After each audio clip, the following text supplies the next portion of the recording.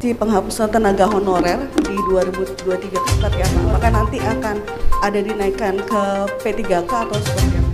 Ya, jadi saya belum bisa umumkan pada kesempatan ini, tetapi kita sedang menyiapkan opsi terbaik dengan guidingnya adalah targetnya adalah tidak akan ada PHK massal. Yang kedua, tidak ada penambahan anggaran, karena kan kemarin agak ada opsi-opsi ekstrim sebelumnya ya. Baik, terima kasih Pak sekalian saya hormati teman-teman dari berbagai media. Pertama, tadi kami menyampaikan terkait dengan transformasi reformasi birokrasi. Beliau meminta agar birokrasi ini melayani rakyat dengan baik, dan kami menyampaikan tema yang sejak kami dilantik ini adalah namanya bergerak untuk reformasi berdampak. Jadi sekarang kita menyampaikan indikator bagaimana birokrasi ini bisa lebih berdampak. Yang kedua, birokrasi ini bukan tumpukan kertas, dan yang ketiga, berharap Presiden ini birokrasi kita lincah. Nah, untuk birokrasi ini lincah, tentu customer internalnya mesti beres, urusan-urusan birokrasi di dalam. Oleh karena itu kami laporkan tadi, kita sudah melakukan simplifikasi, karena selama ini orang ngurus kenaikan pangkat ribet, orang ngurus kenaikan jabatan ribet, dan seterusnya. Sekarang sudah dari 11 proses kita pangkas menjadi bisnis prosesnya cukup 3 saja, sehingga ASN untuk ngurus kenaikan pangkat mutasi sekarang udah jauh lebih mudah. Yang kedua, dulu jabatan klasifikasi ada 3.414, sekarang tinggal 3 saja, sehingga birokrasi ini jauh lebih lincah. Bapak sekalian saya hormati, yang berikutnya yang tadi kami sampaikan terkait penyelesaian tenaga non ASN. Yang ini menurut undang-undang yang 2018 dikasih waktu transisi, mestinya November ini sudah tidak ada non ASN. Bapak Presiden menyampaikan di beberapa kesempatan agar kita mencari jalan terbaik. Kami laporkan tadi, kami sudah melakukan komunikasi dengan teman-teman asosiasi bupati, kota, provinsi, saya bertemu dengan teman-teman Komisi 2, kita sedang menyiapkan opsi terbaik terkait dengan penyelesaian non-ASN ini. Karena di satu sisi non-ASN ini fungsinya luar biasa, tetapi di sisi lain juga tidak sedikit dulu rekrutmennya juga kadang tidak memenuhi ketentuan yang diharapkan dari kita semua, termasuk dari pemerintah daerah maupun pemerintah pusat. Yang berikutnya terkait dengan RB, reformasi birokrasi. Nah, sekarang ini ada target RB tematik namanya. Jadi dulu banyak orang ingin ngejar RB supaya tukinnya naik. Nah, kalau gitu RB ini identik dengan tunjangan kinerja. Nah, sekarang ini reformasi birokrasi ini harus berdampak. Maka ada RB tematik yang tadi kami laporkan kepada beliau. Satu, pengentasan kemiskinan. Daerah kalau RB-nya mau naik, nggak usah ribet konsultasi, mengumpulkan dokumen, tetapi kabupaten kotanya turun nggak kemiskinannya? Kalau kemiskinannya turun, RB-nya naik. Yang kedua adalah RB peningkatan investasi. Jadi kalau daerahnya investasi naik, RB-nya pasti naik. Yang ketiga adalah digitalisasi administrasi pemerintahan.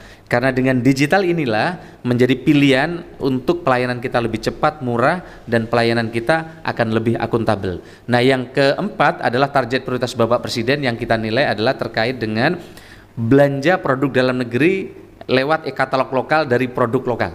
Jadi daerah yang belanja katalog lokalnya tinggi lewat e-katalog lokal, nilai RB-nya pasti naik, akan lebih bagus. Begitu juga terkait dengan pengendalian inflasi.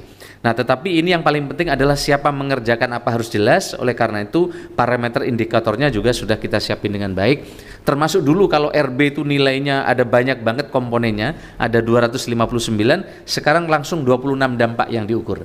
Yang terakhir sekalian yang ingin saya sampaikan yang penting adalah terkait dengan SPBE, sistem pemerintah berbasis elektronik.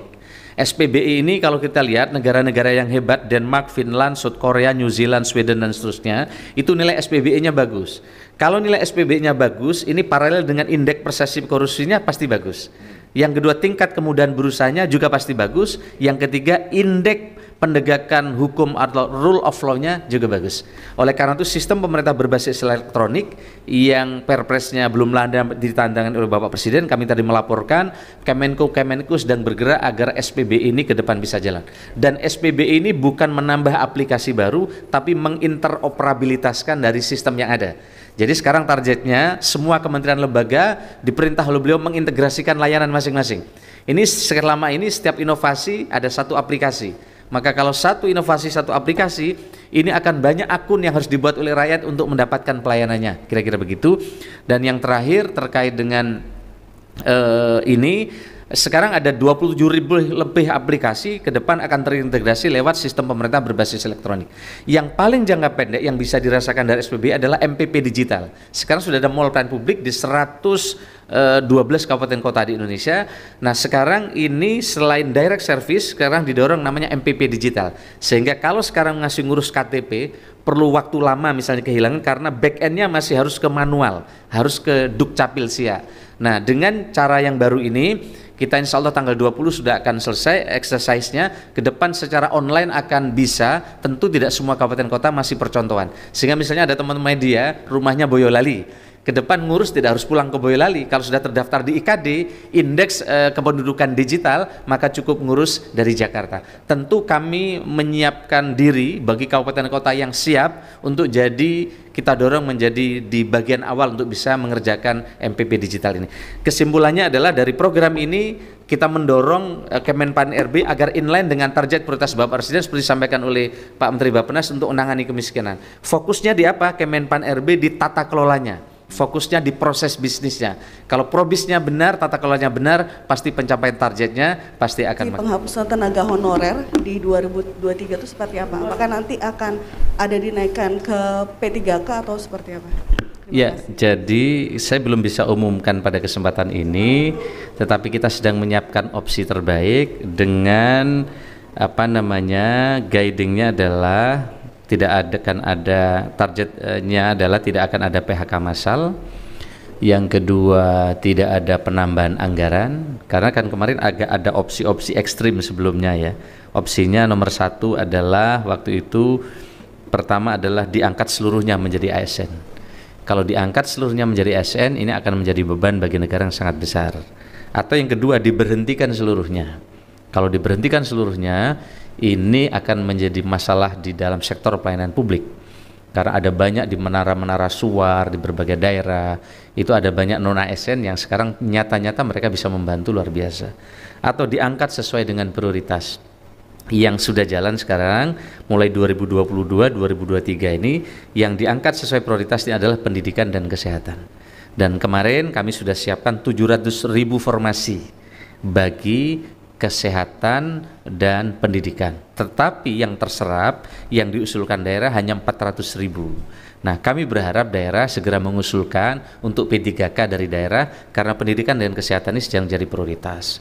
Nah, sekarang kita sedang ajukan formasi 1 juta lebih formasi yang kita ajukan untuk 2024.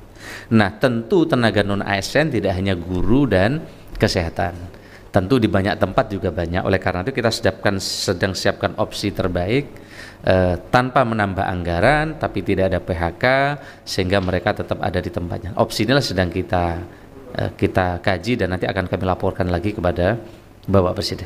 Gitu ya, cukup ya. Baik, terima kasih. Maaf Pak Menteri, ini terkait dengan pesan Presiden tadi dalam pengantar.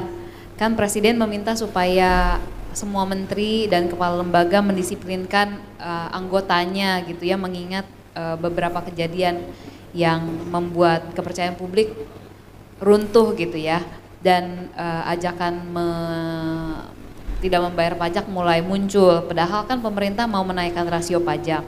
Nah, kalau dari Kemenpan RB apakah juga ada usulan apa yang harus dilakukan secara konkret gitu untuk mengembalikan kepercayaan publik ini? Ya. Terima kasih.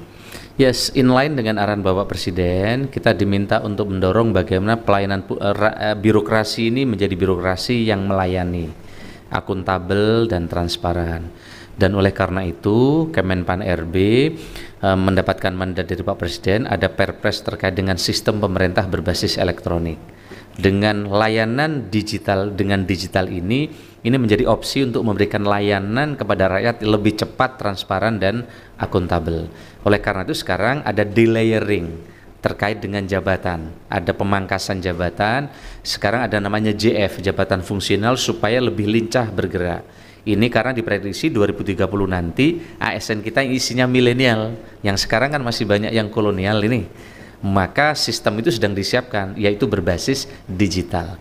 Nah, sistemnya ini secara matang, maraton, kami terus berkoordinasi dengan para Menko. Jadi pesannya beliau tadi, tingkatkan pelayanan, jangan dipamer-pamerkan, kalau punya ya berbagai hal, termasuk tadi beliau sampaikan di IG, dan ini mencederai dari suasana batin rakyat yang memang sekarang suasananya membutuhkan kebersamaan. Kami kira itu dari saya. Baik, makasih ya. Terima kasih.